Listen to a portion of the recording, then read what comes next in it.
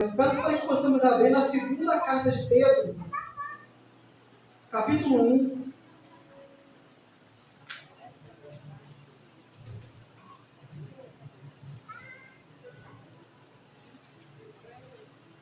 A segunda carta de Pedro, capítulo 1, versos do 20 ao 21.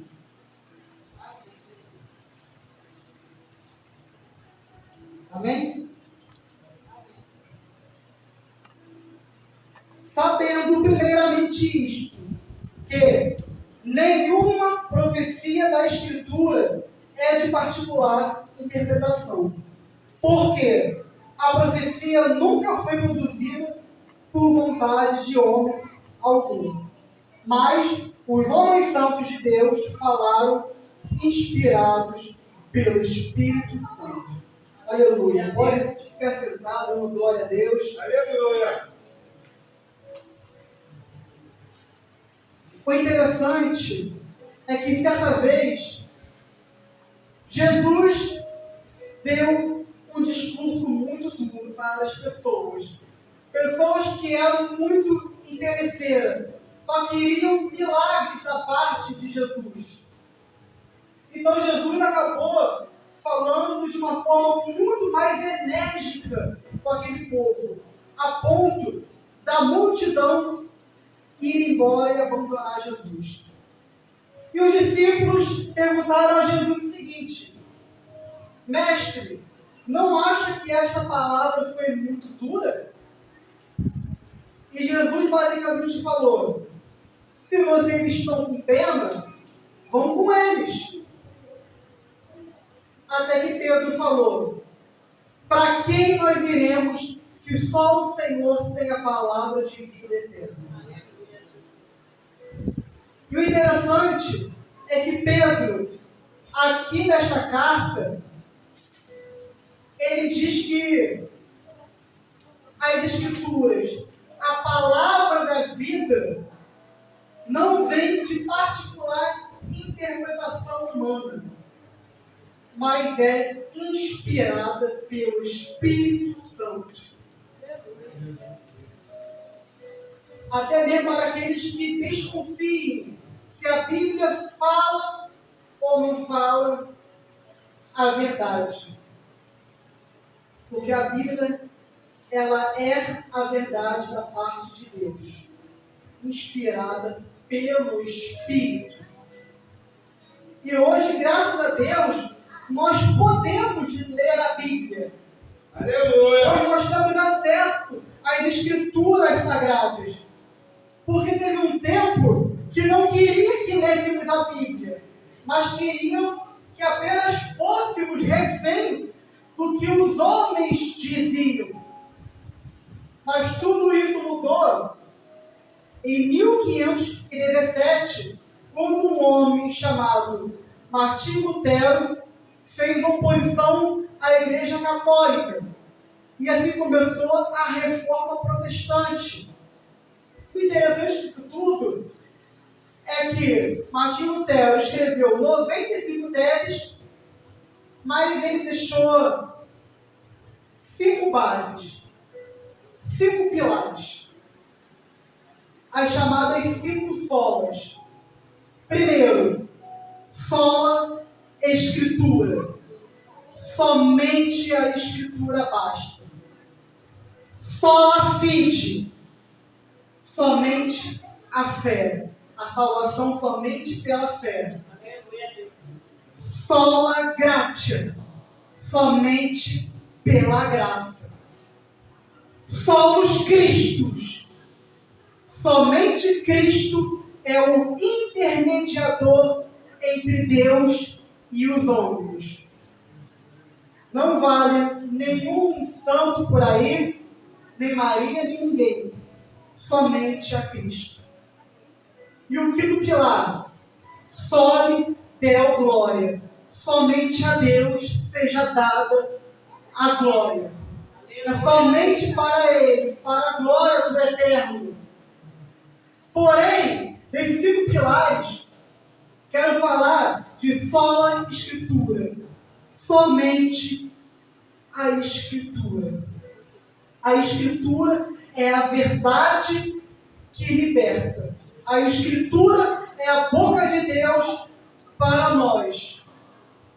E vou mais além. Toda Escritura. É totalmente a Escritura vale para nós. Toda. A Bíblia, ela não é um objeto de decoração. Não adianta deixarmos a Bíblia largada em nossa casa, aberta no Salmo 91, ou no Salmo 93, ou no Salmo 23, como se fosse um amuleto. Não. E a Bíblia muito menos é um cardápio, aonde nós lemos e fazemos pedidos. A Bíblia é muito valiosa para nós. É ela que nos liberta de qualquer enganação que houver nesse mundo. Conte a verdade para não sermos enganados pelas astutas ciladas do inimigo. Lembrando até que antes da Bíblia ser como essa que nós conhecemos hoje, eram pergaminhos escritos por cerca de uns 40 homens em lugares e épocas diferentes, mas que todos se convergem para um único ponto. Mais uma prova de que a Bíblia ela é inspirada pelo Espírito Santo. Aleluia! Qual é a probabilidade de homens em lugares diferentes escreverem pergaminhos e todos esses pergaminhos falarem basicamente sobre a mesma coisa, sem que esses homens sequer se conheçam? É somente o poder de Deus. Antigo e Novo Testamento. Antigo Testamento com 39 livros, Novo Testamento com 27 livros. E hoje nós temos a palavra de Deus, a Bíblia, que foi separada em capítulos e versículos, até mesmo para facilitar o nosso entendimento. O Antigo Testamento é apenas uma sombra do Novo Testamento, revelando o Messias. Tanto que, em vários livros do Antigo Testamento que nós vemos, aponta para Cristo.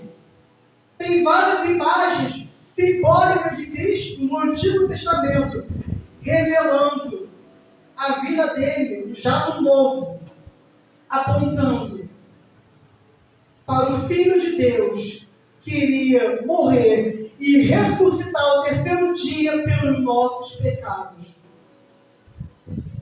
Jesus é maravilhoso. Jesus nunca foi o plano B de Deus, mas Jesus sempre esteve presente em toda a Escritura. O Messias prometido, o mesmo Messias que hoje mora dentro dos nossos corações, mas que um dia vai voltar para buscar a sua igreja, lavada e remida pelo sangue dele. Glória, aleluia! O Rei dos Reis, Jesus. Quando nós nos deparamos com as Escrituras do Antigo Testamento, vem até dúvidas. Se Davi era um homem segundo o coração de Deus, por que ele errou tanto? Se Salomão era um homem tão sábio, por que ele caiu? Se Deus sabia que todos os reis seguintes de Israel iriam falhar, iriam fracassar, iriam cair, seja Roboão, Jeroboão, Abias, por que Deus permitiu que todas essas pessoas continuassem liderando Israel, sabendo que iriam falhar nisso? A resposta é muito simples. É porque não importa quem Deus colocasse no comando de Israel, todos iriam falhar. Mas Deus já tinha providenciado a solução. No Novo Testamento, Jesus nasce. Um bebê nascido de uma virgem. A ira de Deus ali já foi acalmada. O rugido do leão foi cessado pelo choro de um bebê recém-nascido. Jesus, o Rei dos Reis, o Rei perfeito, que nunca falhou, nunca falharia e nunca falhará. Esse é o Rei que todos nós estávamos precisando. Um Rei de fato perfeito. O sacrifício ideal. O sacrifício para nos redimir de todos os nossos pecados. Glória! Um Rei que faria algo tão grande que nenhum dos reis anteriores poderia fazer, por causa da natureza adâmica deles. Mas Jesus não nasceu com natureza adâmica.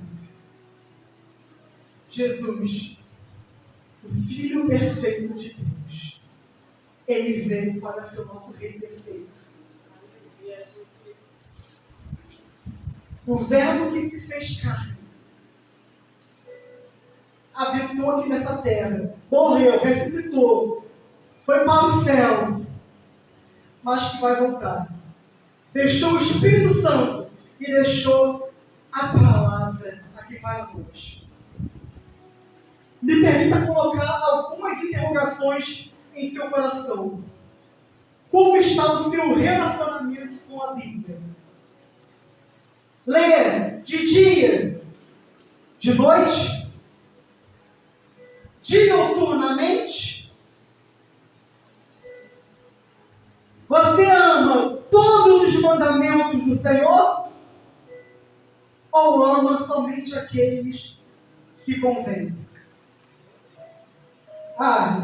Esse mandamento aqui eu gostei. Vai me trazer prosperidade. Esse outro mandamento aqui me manda perdoar a pessoa que me xingou, que me feriu. Esse aqui não. Vou fazer uma bibliomancia aqui. Vou adivinhar algum versículo aqui que me faça bem. Unidurité. Esse versículo aqui está bom para mim.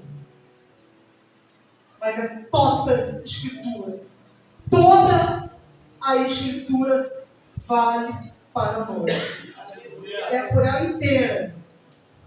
Nós devemos submissão irrestrita à autoridade da Bíblia. É muito desafiador cumprir todos os mandamentos que estão na Bíblia.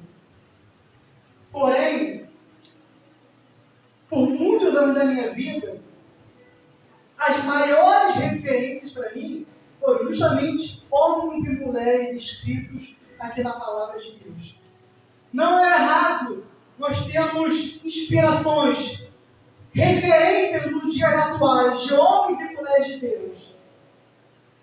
Mas o Senhor deixou muitos exemplos aqui para nós. Exemplos de servos. Eu tenho meus exemplos de servos. Não para idolatrar nem Paulo, nem Pedro, nem João, mas pegar aqui características aqui de servo. Características que me ajudem a ser um modelo de cristão aonde eu pisar a planta dos meus pés. É isso que eu estou me referindo. Como, por exemplo, eu sempre me inspirei muito em José do Egito. José, um homem que foi vendido pelos seus irmãos, e mesmo assim, anos depois que foi governador, José foi capaz de perdoar os irmãos. E isso é muito desafiador para quem não tem coração de Deus. Saber perdoar aquele que te feriu. José, ele é um exemplo maravilhoso nessa questão. Outro personagem bíblico que me inspira muito, Davi. Davi era um homem segundo o coração de Deus, mas não era perfeito. Davi errou bastante, mas o que me inspira em Davi é ele saber se humilhar para Deus, é ele reconhecer que errou. É Davi saber se ajoelhar para Deus e não ver isso como uma vergonha. Meu Deus. Até mesmo diante das pessoas, ele falar que errou, ele não vê isso como motivo de vergonha. Mas é caráter. Eu pego isso muito na história de Davi. Porque Davi, ele fala, Deus, errei mesmo. Deus, eu pequei, adulterei, eu matei. Deus, eu fui um sem vergonha mesmo. Eu fui um picareta. Eu fui um salafrário. Eu fiz coisas abomináveis diante da tua face, Senhor. Eu fui perverso. Eu me arrependo, Senhor. Me perdoa. Estou arrependido. Quero uma mudança de mentalidade na minha vida. Quero uma mudança de comportamento, Deus. Davi sabe muito bem reconhecer a posição dele diante de Deus. Davi era rei, mas ele estava sujeito ao rei dos reis. Outro personagem que me inspira, Daniel. Daniel foi levado para a Babilônia, uma terra pagã. E ainda assim, Daniel, ele decidiu, propôs no coração dele, que ia ser fiel a Deus até o fim. Não importasse as circunstâncias, Daniel permaneceu leal, permaneceu fiel a Deus. Não importava o que a Babilônia, simbolizando o mundo, quisesse oferecer a ele. Ele sabia da identidade dele, Deus. E quis continuar da mesma maneira, não se contaminando. O interessante é que Daniel, ele era tão firme que ele não ficava nessa questão de se nessa roda tem iniquidade e você é iníquo, se nessa roda tem santidade e eu vou ser santo. Não, permaneceu santo até o fim, em santidade nos caminhos do Senhor. E eu creio que cada um aqui tem o seu personagem da Bíblia que te inspira nos dias difíceis, que te inspira a ser o modelo de Cristo. Seja Jó, Ruth, Paulo, Maria, tantos personagens maravilhosos que nos servem de referência e de exemplo. É isso que eu acho lindo. Não vou ser hipócrita. Tem dias que até mesmo eu acabo esquecendo de ler a Bíblia. E no dia seguinte falo, meu Deus, não li a Bíblia ontem. Mas quando pego a Bíblia, não simplesmente fico lendo os versículos de modo avulso. Pego para estudar mesmo. Pego para analisar. Vou lá, vejo qual é o sentido original do texto, o hebraico, o aramaico. Peço direção do Espírito Santo para me revelar o que está ali nas Escrituras, o que ele quer falar comigo. Porque a Bíblia não pode ser de enfeite na nossa vida. A Bíblia é o nosso manual. Ela é a autoridade final da nossa regra de fé e prática. O que é fé? A certeza daquilo que eu nem estou vendo com os olhos naturais. mas que eu tenho certeza que vai acontecer. E o que é prática? Prática é quando você junta o que você faz, a ação que você faz, quando junta com conhecimento.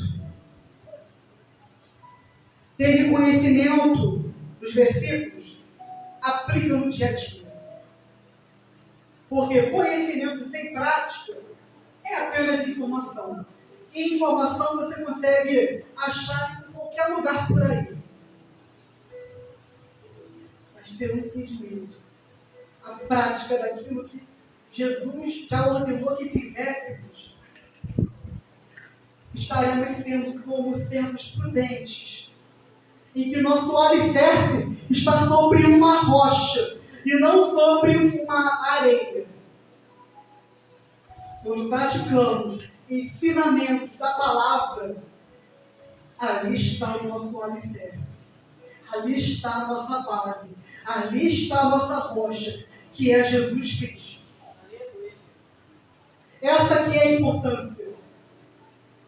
Não basta somente lermos, é meditar mesmo, pedir para que o Espírito Santo te revele o que está em oculto ali naquela palavra. Porque não há como dizermos o que Deus diz se não soubermos o que Ele já disse. É por isso que precisamos estudar diligentemente a palavra. E o que é diligentemente? É com cuidado, é com zelo, sem pressa, tirar o seu devocional ali com o Senhor, pedir instrução para que o Espírito Santo quer falar com você ali. E isso é diuturnamente a palavra do Senhor. E nesses tempos em que as pessoas querem relativizar o que está na palavra de Deus, querem relativizar o que está na Bíblia. A Bíblia fala que algo é pecado e a pessoa fala, será que é pecado mesmo? Talvez não seja dessa maneira. É relativo. A Bíblia fala, adultério é pecado. E a pessoa, para justificar os próprios pecados, diz, olha, eu acho que não é bem assim. Eu acho que adultério tem mais a ver com a idade, sabe? Eu acho que é questão de idade mesmo. Eu acho que até a certa idade você pode cometer adultério e abaixo da idade você não pode. É relativo. Não, se a Bíblia falou que é pecado, é pecado. Não adianta a gente adaptar as escrituras ao nosso próprio gosto. Não adianta a gente ficar se vendendo para poder pregar o que pessoas querem ouvir. Mas é pregar o que elas precisam ouvir. Certa vez, Reacabe queria fazer uma aliança com Josafá. Queriam ir para uma guerra. Só que Josafá estava inseguro se deveria ou não ir para a guerra. E Josafá queria uma segunda opinião. E o que Acabe fez? Juntou 400 profetas. E esses profetas, nós podemos dizer que eram puxa-saco do rei. Todos os 400 disseram a mesma coisa, aprovando o que Acabe queria. Porém, ainda assim, Josafá ficou com uma pulga atrás da orelha. Ele falou, ué, todo mundo está dizendo a mesma coisa? Que estranho. Não tem mais ninguém, não? E Acabe falou, olha só, tem mais um sim. Tem um profeta aí que eu não gosto muito dele porque ele nunca prega o que eu gosto, sabe? Aí Josafá falou, quem é esse cara? Acabe falou, ele se chama Micaías. Então Josafá pediu para que Micaías fosse chamado. E não deu outra. Micaías, ele não se vendeu. Ele falou exatamente o que Deus havia falado para ele. Micaías ali pronunciou a ruína de Acabe ali, ao ir para a guerra. E a Gabi falou, viu? Tá vendo, Josafá? Eu falei, esse homem está sempre contra mim. Nunca prega algo de bom sobre mim. Mas interessante é isso. Micaías foi fiel a Deus. Hoje em dia, todos nós podemos ser como Micaías. Não se vender. É pregar o puro suco do Evangelho.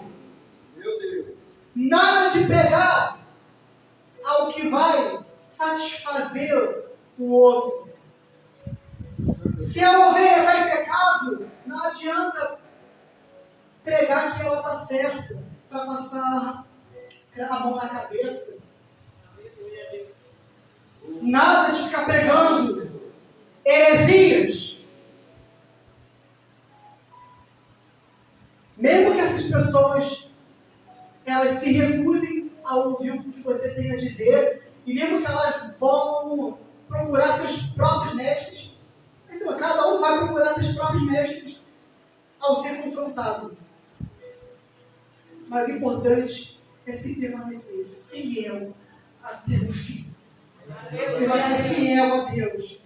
Porque as Escrituras revelam, é a revelação que Deus fez de si mesmo. É isso porque as Escrituras são. Deus não deixou nada aqui de enfeite. É para nos levar à redenção a Jesus Cristo. Aleluia. A renúncia da vida perversa que nós levamos ao arrependimento dos pecados. As Escrituras têm essa finalidade. A palavra do Senhor, ela é viva e eficaz. É mais penetrante que uma espada de 2 gumes, que divide a alma e o espírito, as juntas e as medulas. Eu posso dizer uma coisa: o Evangelho funciona. Funcionou comigo, funcionou com você. É por isso que estamos aqui hoje. Eu posso dizer uma coisa: Evangelho não é comunismo, Evangelho não é liberalismo, Evangelho não é coach, Evangelho não é justiça social, Evangelho não é um monte de coisas. Evangelho é o poder de Deus para a salvação de todo que nele crê. Aleluia! Isso é Evangelho. A Bíblia tem sabedoria? Tem muita sabedoria. Muita. Se você ler Provérbios, você vai ter uma dose de sabedoria por dia. Caso você vá lendo um capítulo por dia e tal. Mas entenda uma coisa: a Bíblia, ela não foi escrita para te explicar se a Terra é redonda, se a Terra é plana. Não. A Bíblia é para reconciliar a criatura com o Criador. Reconciliação. Não é à toa que esse é o maior ministério que nós temos. O ministério da reconciliação. O ministério que vai conectar pessoas a Jesus e, consequentemente, a Deus. Porque Jesus falou: eu sou o caminho, eu sou a verdade, eu sou a vida. E ninguém vai ao Pai se não passar por mim. Esse é o maior ministério que nós temos. Existe o ministério da Inquisição, o ministério da palavra, o ministério de louvor, muitos. Mas o maior que nós temos é esse, da reconciliação. Isso é muito importante. Tem muitas pessoas que querem resultado. Tem muitas pessoas que querem achar contradição na Bíblia. Pessoas que vão falar o seguinte: ué, se a Bíblia diz que Deus não é homem para que minta, e nem filho do homem para que se arrependa, então como que em Gênesis fala que Deus se arrependeu? Bom, contradição na Bíblia? Não. Sabe qual é o nosso maior problema? Antropopatia. O que é antropopatia?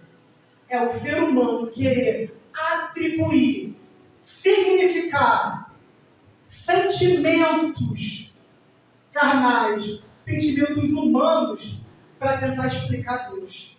Para tentar explicar o que Deus está sentindo, o que Deus está fazendo.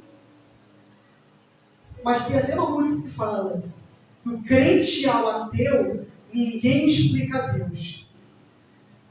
Podemos até, na nossa noção humana, tentar explicar se Deus está sentindo por nós. É amor? É ciúme? Mas Deus, Ele vai muito além do que nós conseguimos imaginar. Não há como uma pessoa ser especialista de Deus.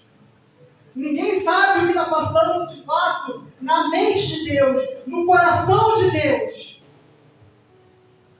Quando a Bíblia fala que Deus se ira, nós tentamos explicar da nossa maneira. Bom, entendemos que a ira de Deus se refere à aversão que Ele tem ao pecado. Essa é a nossa maneira de explicar. A ira de Deus é uma aversão que Ele tem ao pecado. Mas entenda uma coisa: a Bíblia, ela é inerrante. A Bíblia não erra. A Bíblia é inefável. A Bíblia não falha. Vamos lá em Atos, capítulo 17.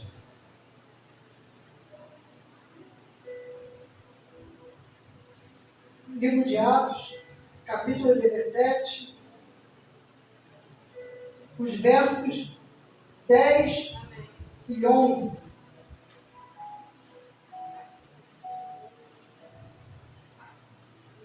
Que diz o seguinte: e logo os irmãos enviaram de noite Paulo e Silas a Bereia.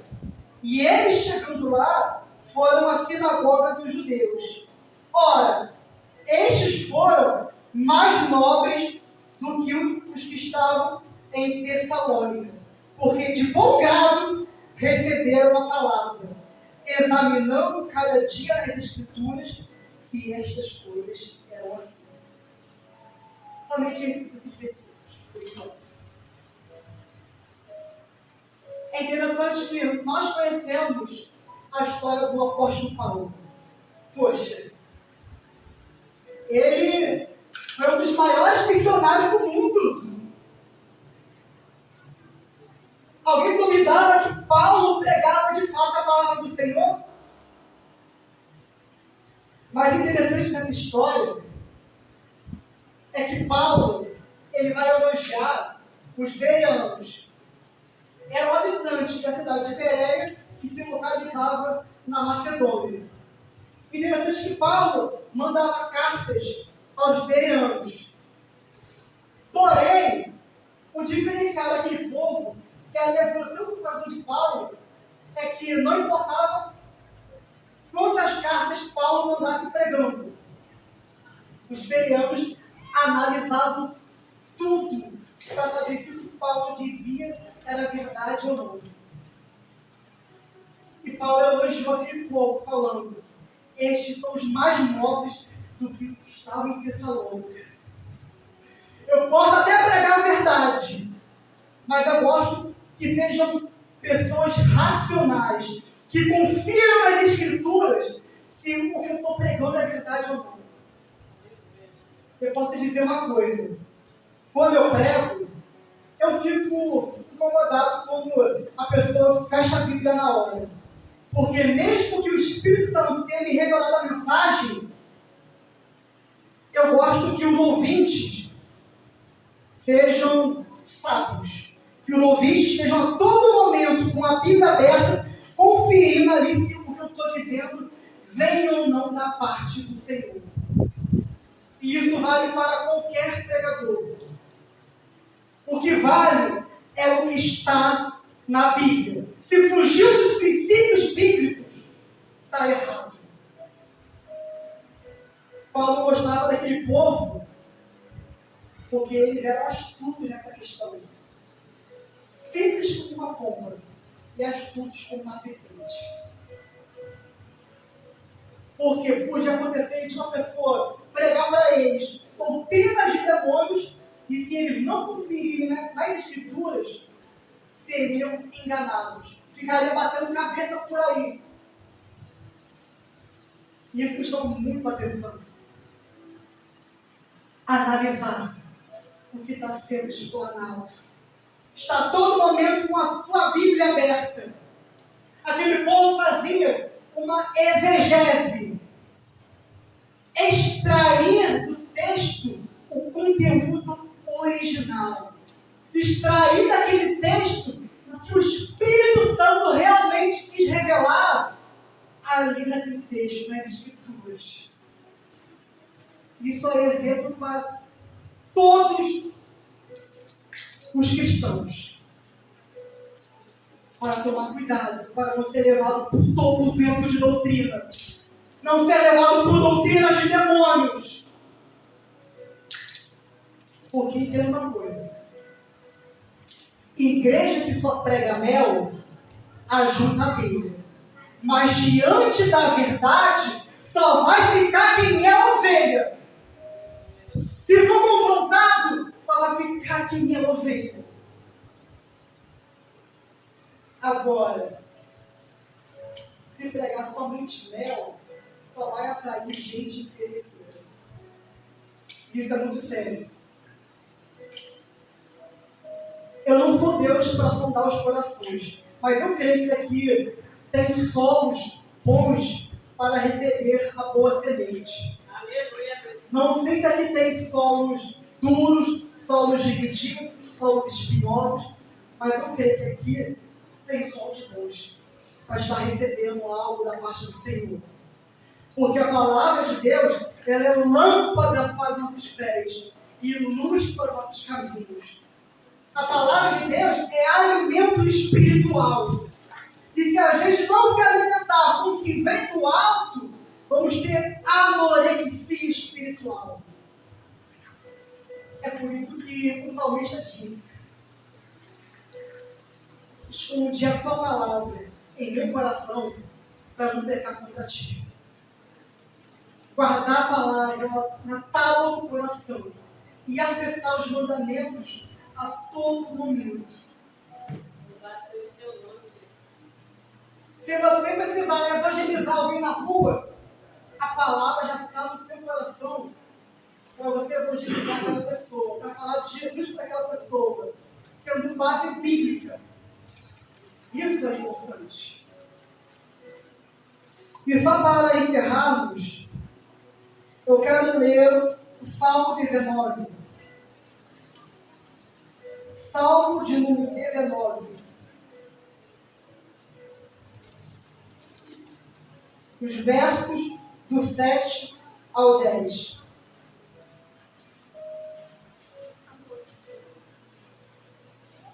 Salmo de número 19, versos do 7 ao 10.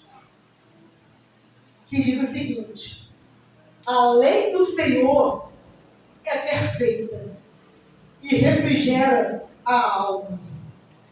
O testemunho do Senhor é fiel e dá sabedoria aos filhos. Os preceitos do Senhor são retos e alegram o coração. O mandamento do Senhor é puro e alumia os olhos, ou seja, ilumina o seu entendimento. O temor do Senhor é limpo e permanece eternamente. Os juízos do Senhor são verdadeiros e justos juntamente. Mais desejáveis são do que o ouro, sim, do que muito ouro fino, e mais doces do que o mel e o licor dos favos. Aleluia! Glória a Deus! Essa palavra diz que a lei do Senhor, ela é perfeita. Ela alegra o coração. E fala que o testemunho do Senhor é fiel. Isso vai de encontro com o versículo que nós lemos no início. Que toda a Escritura foi inspirada pelo Espírito Santo. E essa palavra fala que qualquer testemunho que esteja aqui na Bíblia é o Senhor falando. E é fiel. É a verdade. O testemunho do Senhor não mente. E fala que a palavra do Senhor é muito melhor do que o ouro depurado. É mais doce do que o mel. Aleluia. E o destilar dos favos. No início da caminhada, nós não entendemos nada do que está escrito. É muito complicado a gente ler, ainda como um cristão muito frouxo, assim por dizer, o que está na palavra. Mas a cada dia, quanto mais nos relacionamos com a Bíblia, mais a gente se apaixona pelo conteúdo que está nela. Mais a gente lê. E a gente consegue achar o conteúdo da Bíblia mais doce do que muitos livros por aí. Até mesmo melhor do que o ouro. Os princípios da Bíblia que estão aqui. E nos guiam na direção que Deus quer para a nossa vida. Para nos santificarmos. Seja na oração, seja no jejum, seja lendo a palavra. Para um dia, quando Jesus voltar, porque Jesus está chegando.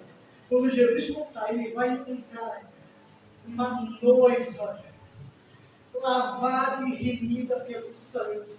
Aleluia a Deus. Estejam preparados para as bodas do Cordeiro. Enquanto isso, fique enfim uma palavra do Senhor. Amém? Amém. Eu peço que fique de pé em nome de Jesus. Eu encerro aqui a mensagem. Quero fazer uma oração com os irmãos. Em nome de Jesus.